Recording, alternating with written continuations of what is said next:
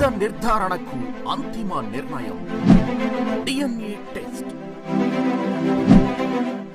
ఉన్నది ఉన్నట్లుగా వాస్తవాలను శోధించి వివరించే మన డిఎన్ఏ టీవీ, మన రాష్ట్రం, మన ఛానల్.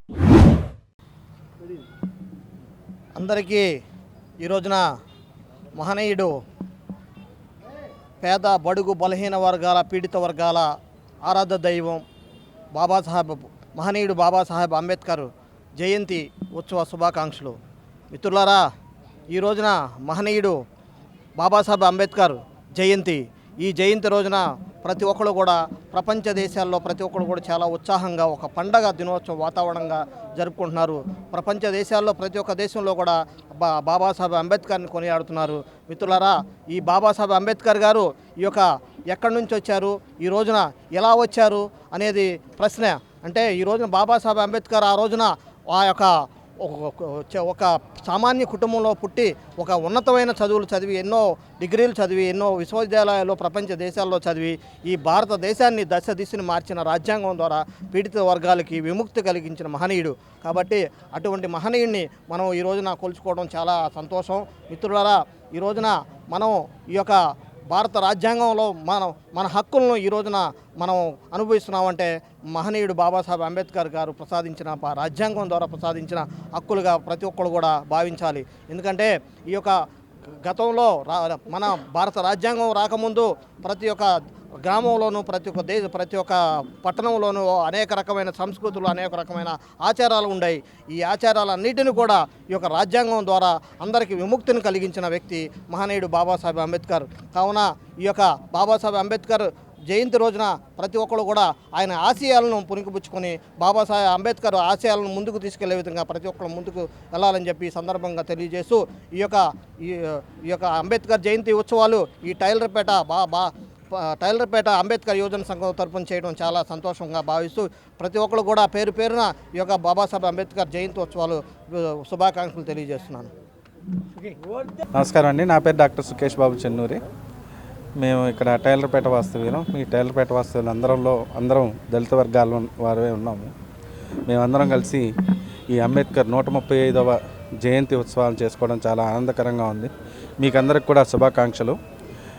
ఎందుకని చేసుకుంటున్నామంటే ఈ రోజున మేము ఇలాగా మీకు ఇంటర్వ్యూలు ఇవ్వడం కానీ లేదా ఇలాగ మైక్ మీద ముందు మాట్లాడడానికి కానీ ఈ హక్కుని కల్పించింది లేదా ఈ హక్కు రావడానికి అవకాశాన్ని కల్పించింది కానీ ఎవరయ్యా అంటే దేశంలో ఎంతోమంది రాజకీయ నాయకులు ఉన్నారు. కానీ వారందరిలో ముఖ్యంగా డాక్టర్ బిఆర్ అంబేద్కర్ గారు చాలా చక్కగా రాజ్యాంగం రచించి మాకు ఈ అవకాశాలన్నీ ఎవరు అడ్డుకోకుండా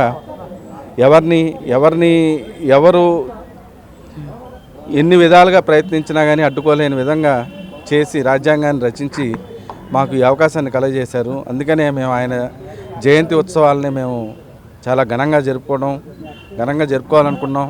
ఈ రోజున ఘనంగా జరుపుకుంటున్నాము.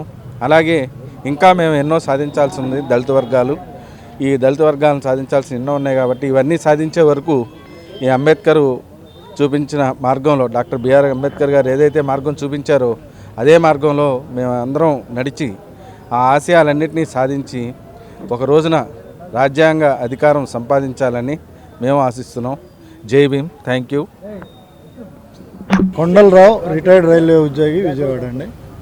ఈ రోజున ప్రపంచ మేధావి, పీడితుల పాలిటి వరం, దైవ సమానులు అయినటువంటి డాక్టర్ బిఆర్ అంబేద్కర్ గారు వారి యొక్క 135వ జయంతి ఉత్సవాన్ని పురస్కరించుకొని టైలర్పేటలో ఈ రోజున ఘనంగా ఈ కార్యక్రమాన్ని నిర్వహిస్తున్నటువంటి సోదరులందరికీ కూడా జై భీములు అర్పిస్తున్నాము.